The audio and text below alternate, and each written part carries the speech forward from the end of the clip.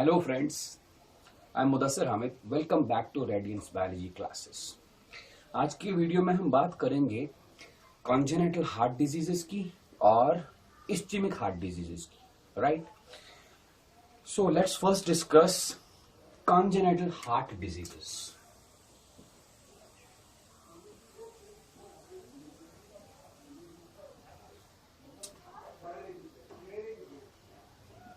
Congenital heart diseases. Okay.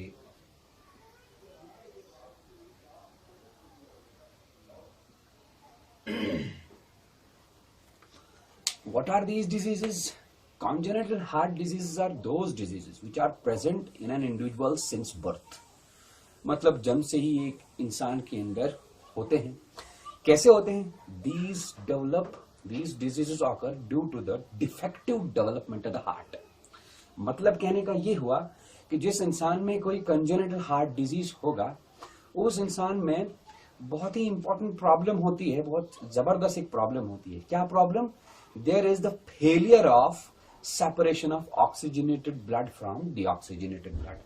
मतलब कहने का ये हुआ, जैसे हमने पिछले वीडियो में बात की, हार्ट में अलग से राइट चेम्बर और लेफ्ट चेम्बर होता है। Right chamber, right part contains 2 chambers, right auricle and right ventricle, और राइट पार्ट में होता है सिर्फ और सिर्फ डीऑक्सीजनेटेड ब्लड। ये डीऑक्सीजनेटेड ब्लड पूरा पार्टीशन की मदद से सेपरेट हुआ होता है from oxygenated blood that is present in the left part of the heart. But congenital heart diseases में होता क्या है कि right part of the heart के अंदर जो डीऑक्सीजनेटेड ब्लड है वो left part of the heart जिसके अंदर ऑक्सीजनेटेड ब्लड है उस ऑक्सीजनेटेड ब्लड के साथ मिक्स हो जाता है। अब सवाल यह है कि मिक्सिंग ऑफ ब्लड कैसे होगा? मिक्सिंग ऑफ ब्लड तब होगा जब इस पार्टीशन में या किसी और जगह पर कोई रास्ता खुल जाएगा, कोई रास्ता ओपन होगा, राइट? इस बारे में हम 3 बातें करेंगे। पहली, 3 types of defects will be discussed here. The first one is patent foramen ovale. Patent foramen ovale. In the previous video हमने foramen ovale के बारे में बात की। फोरामेन ओवेल होता कहां है? फोरामेन ओवेल इंटर ऑरिक्यूलर सेप्टम में होता है, right? Let this is foramen ovale. ये रहा।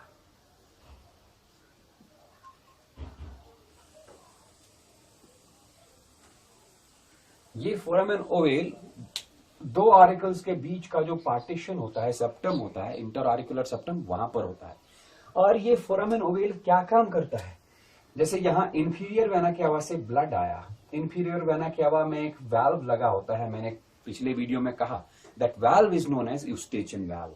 यूस्टेचियन वाल्व उस ब्लड को गाइड करता है to go through this foramen ovale, right? Inferior vena cava के थ्रू कौन सा ब्लड आया? Deoxygenated blood. तो हम ऐसा बोलेंगे, deoxygenated blood inferior vena cava के यूस्टेचियन वाल्व की मदद से ट्रांसपोर्ट होगा through foramen ovale into the into the left auricle, और लेफ्ट ऑरिकल में ऑक्सीजनेटेड ब्लड होगा। तो हो गया mixing of oxygenated blood with deoxygenated blood. But this foramen ovale is present in embryonic stage only. मतलब जब बच्चा मां के वॉम्ब में होता है तब फोरामेन ओवेल ओपन होता है। At the time of birth ये फोरामेन ओवेल क्लोज होता है और रहता है वहां पर in the form of a निशान, in the form of a sign, in the form of a depression. That depression is known as fossa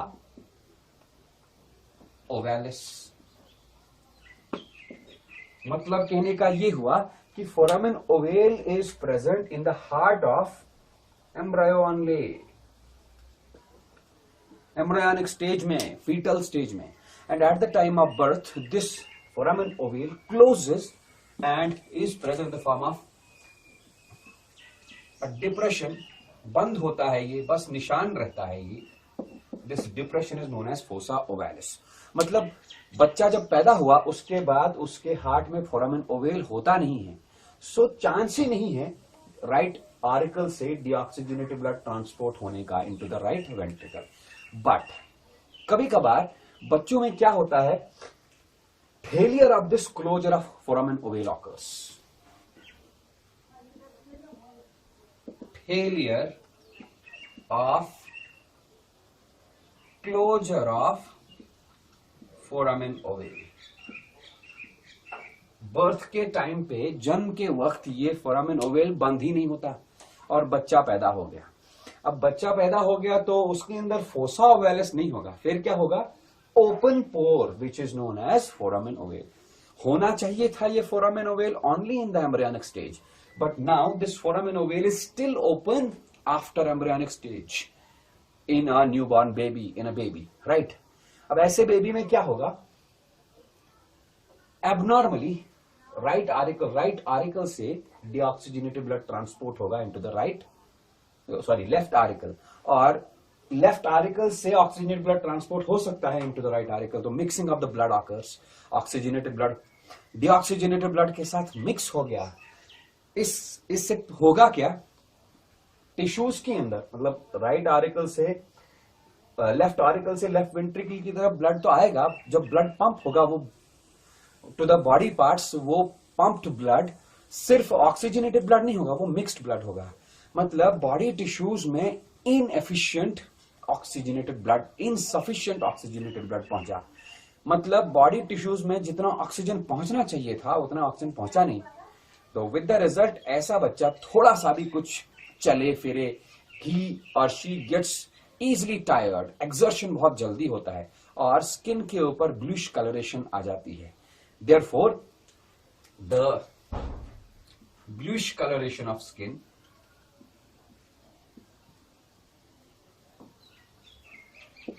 occurs. This bluish coloration of skin is known as cyanosis. ऐसे babies को हम blue babies बोलते हैं, right. फिर से मैं repeat करता हूं, patent foramen ovale is the condition in which foramen oval fails to close at the time of birth. Embryo में फोरामेन ओवेल नॉर्मली ओपन होता है, लेकिन बर्थ के टाइम पे ये क्लोज होना चाहिए। But patent foramen ovale is that condition in which foramen ovale fails to close. Therefore blood from right auricle to the left auricle can transport and vice versa. इससे क्या होगा, mixing of oxygenated and deoxygenated blood occurs. Therefore tissues, body tissues के अंदर जो blood पहुंचा वो oxygenated blood नहीं होगा, वो क्या होगा, mixed blood. And this mixed blood transports insufficient supply of oxygen to the tissues, resulting in easy tiring and easy exertion of the child. Further, इस चाइल्ड के स्किन पे ब्लू कलरेशन आ जाती है। The blue colouration is known as cyanosis and the child is named as a blue baby.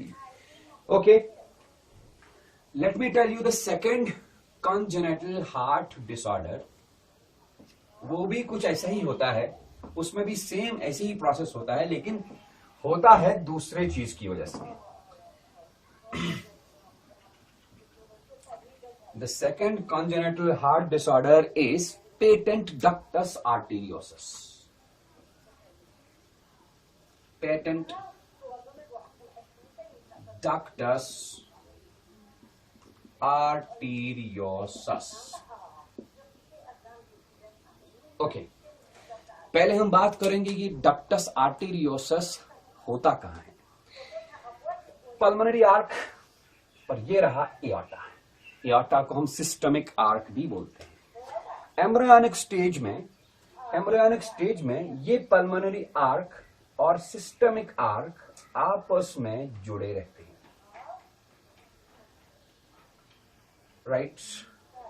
एक छोटे से duct से, this duct is known as ductus arteriosus.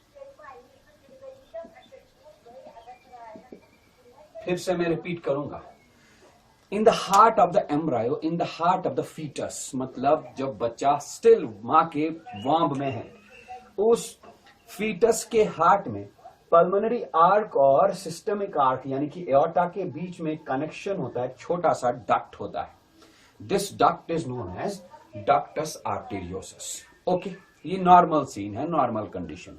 लेकिन जब ये बच्चा पैदा होता है तो at the time of birth ये डक्टस आर्टेरियोसस क्लोज हो जाना चाहिए. It closes at birth and remains there in the form of a ligament and remains there in the form of a sign. That sign is known as ligamentum arteriosum.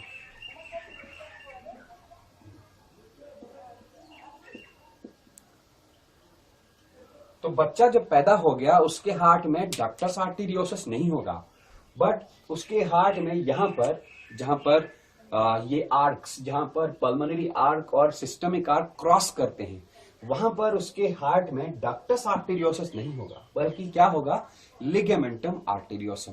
Right. But जब ये बच्चा मां के पेट में था, मां के womb में था, तब at the point of crossing of the two arcs, तब वहां पर लिगामेंटम आर्टेरियोसम नहीं था, तब वहां पर क्या था, तब वहां पर डक्टस आर्टेरियोसस था. Is it clear? अब एबनॉर्मल कंडीशन में कभी कभार क्या होता है, at the time of birth this ductus arteriosus doesn't close. माने मैं लिखूंगा failure of closure of ductus arteriosus occurs. Is it? अगर डक्टस आर्टेरियोसस बंद ही नहीं हुआ, लिगामेंटम आर्टेरियोसम बनेगा नहीं, इसका मतलब बर्थ के बाद भी पल्मोनरी आर्क और सिस्टमिक आर्क के बीच में कनेक्शन रहेगा. आपको पता होगा पल्मोनरी आर्क में डीऑक्सीजनेटेड ब्लड होता है और सिस्टमिक आर्क यानी कि एओर्टा में ऑक्सीजनेटेड ब्लड होता है.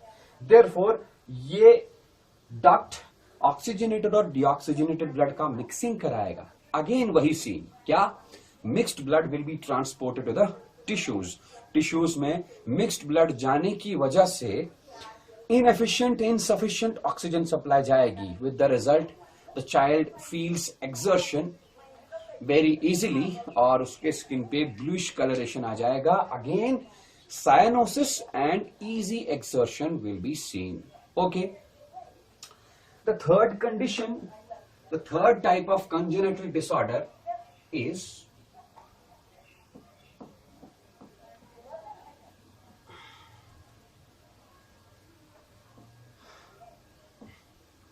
the third type of congenital disorder is ventricular septal defect.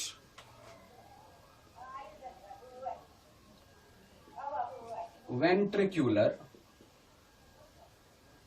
septal defects.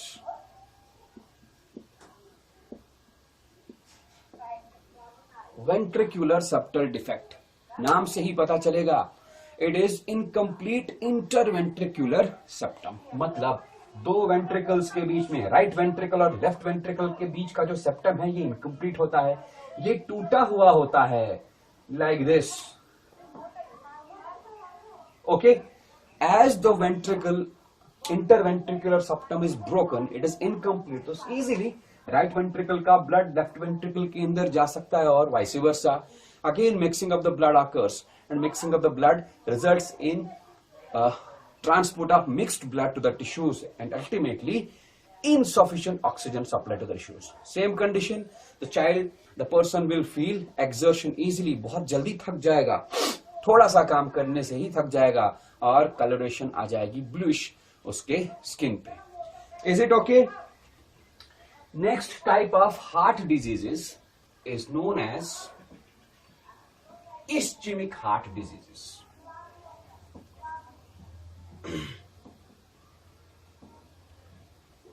पहले मैंने कॉन्जेनिटल हार्ट डिजीजेस बताया, next one is ischaemic heart diseases.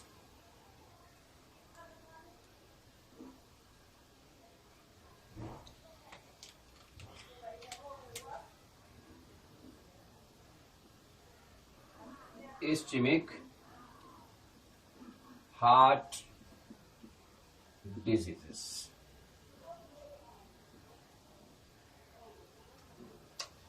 ischemic heart diseases बताने से पहले, पढ़ने से पहले हम लोगों को पता होना चाहिए कॉरोनरी सर्कुलेशन के बारे में।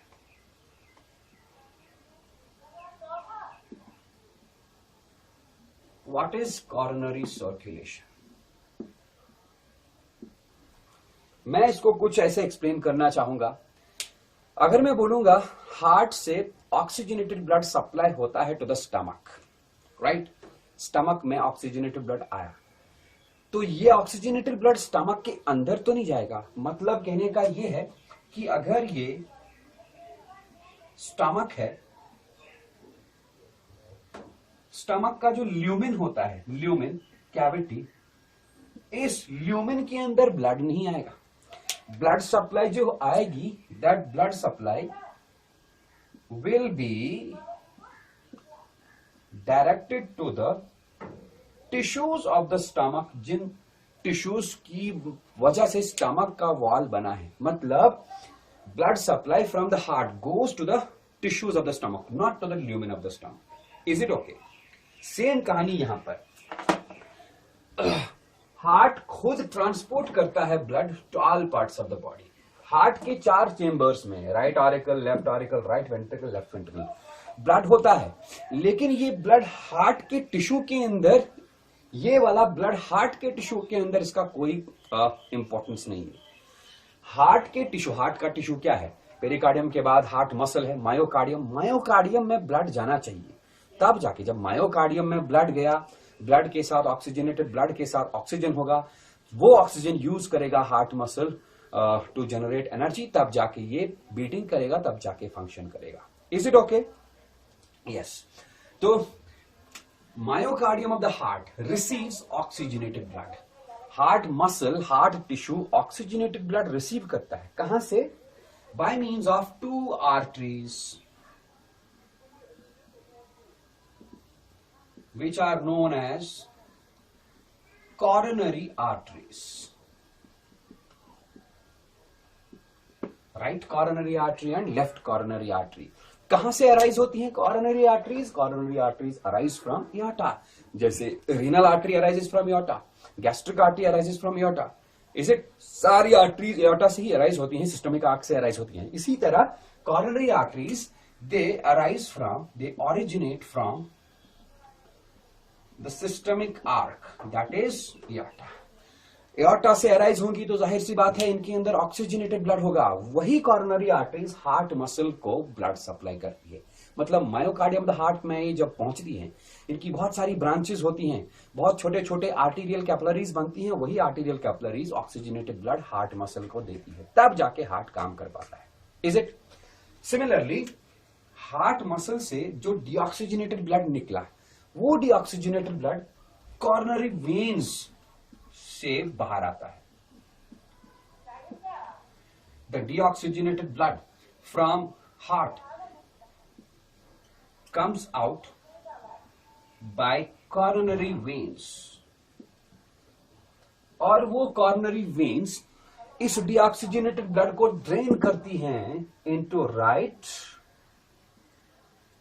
ऑरिकल। कैसे? लास्ट वीडियो में मैंने कॉर्नरी साइनस के बारे में बताया था। ये कॉर्नरी वेन्स डीऑक्सीजनेटेड ब्लड को राइट ऑरिकल में डालती हैं by means of a sinus. The sinus is named as coronary sinus.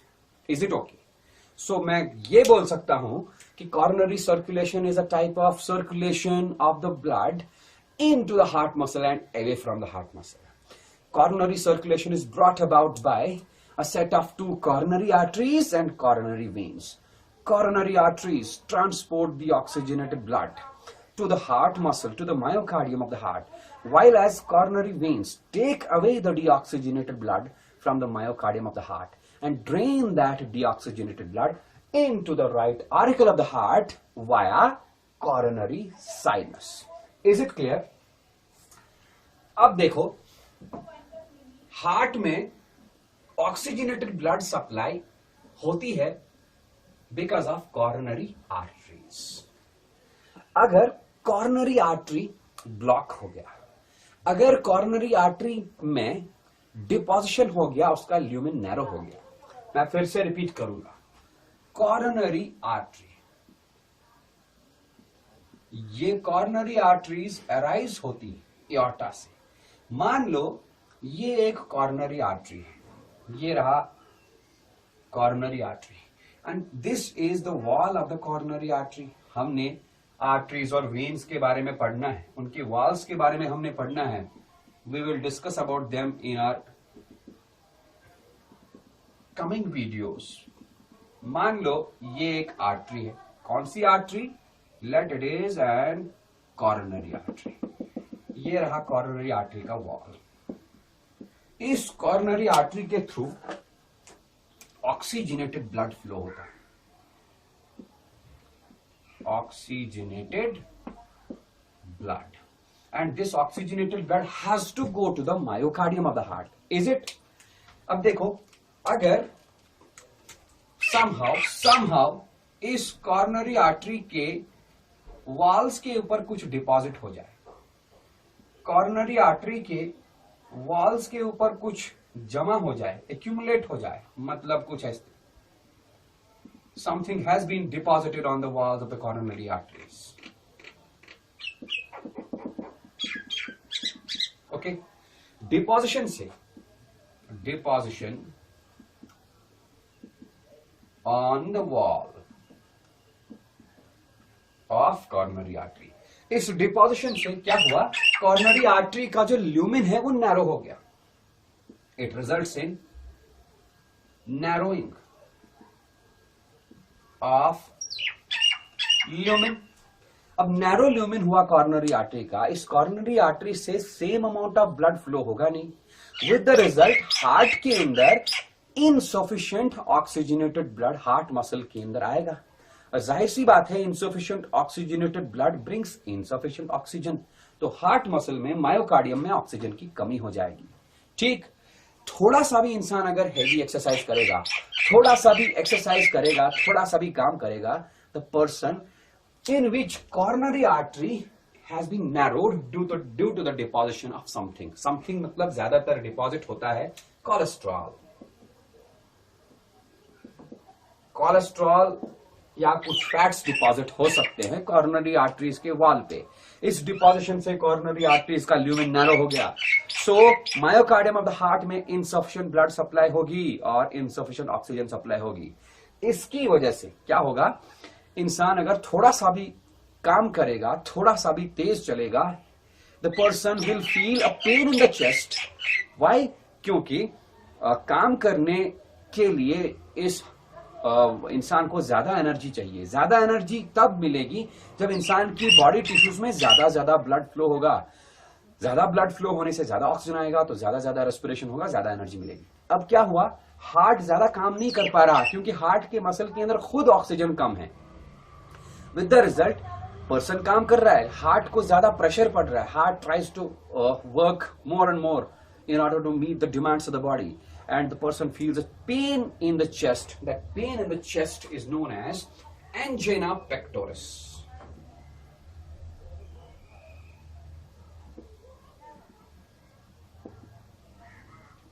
Right? लेकिन ये रिवर्सिबल है। इस इंसान को आराम से बैठाया, थोड़ी देर के बाद रेस्ट करने के बाद this chest pain has been removed, right? But यही है कि ये इंसान कुछ हैवी काम कर नहीं पाएगा। द सेकंड केस इज, अगर यही कॉर्नरी आर्टरी ब्लॉक होगी। अब कॉर्नरी आर्टरी ब्लॉक कैसे होगी? The blockage of the coronary arteries can occur either by the accumulation of thrombus माने क्लॉट। अगर कभी कॉर्नरी आर्टरी में क्लॉट जमा हो गया, या इसी कोलेस्ट्रॉल या बाकी चीजें डिपॉजिट होने से, एक्यूमुलेट होने से पूरा का पूरा कॉर्नरी आर्टरी ब्लॉक ही हो गया, राइट? मैं यहां लिखूं blockage of coronary artery. How it blocks? It can block by the deposition of clot, thrombus, या due to the deposition of cholesterol like things, right? Block होने से हार्ट मसल के अंदर, जहां पर ये ब्लॉक होगा, कॉर्नरी आर्टरी की जो वाली आर्टेरियल कैपिलरी ब्लॉक होगी, उस हार्ट के उस पार्ट में ब्लड पहुंचा ही नहीं, ऑक्सीजनेटेड ब्लड। ऑक्सीजनेटेड ब्लड पहुंचा नहीं तो मतलब ऑक्सीजन पहुंचा नहीं, राइट। इस ऊपर से बॉडी की डिमांड बहुत होती है, बॉडी को ब्लड सप्लाई करना होता है, मतलब हार्ट का ये वाला पार्ट में ऑक्सीजन पहुंचा ही नहीं। what heart tries to do is this heart tries to work even harder, more harder work करने के की वजह से हार्ट का ये मसल, हार्ट का ये टिश्यू इसका नेक्रोसिस हो जाता है, डेथ हो जाता है। This death of the heart tissue, this death of the heart muscle due to blockage of the oxygenated blood into that tissue is known as death of heart tissue, heart muscle. It is known as myocardial infarction. These two, that is angina pectoris and myocardial infarction, these two are the very important ischemic heart diseases, right? हाँ, इस myocardial infarction को हम कुछ हद तक treat कर सकते हैं। इंसान के कॉर्नरी आर्टरीज में, इंसान के आर्टीरियल सर्कुलेशन में इंजेक्ट किया जा सकता है स्ट्रेप्टोकाइनेस।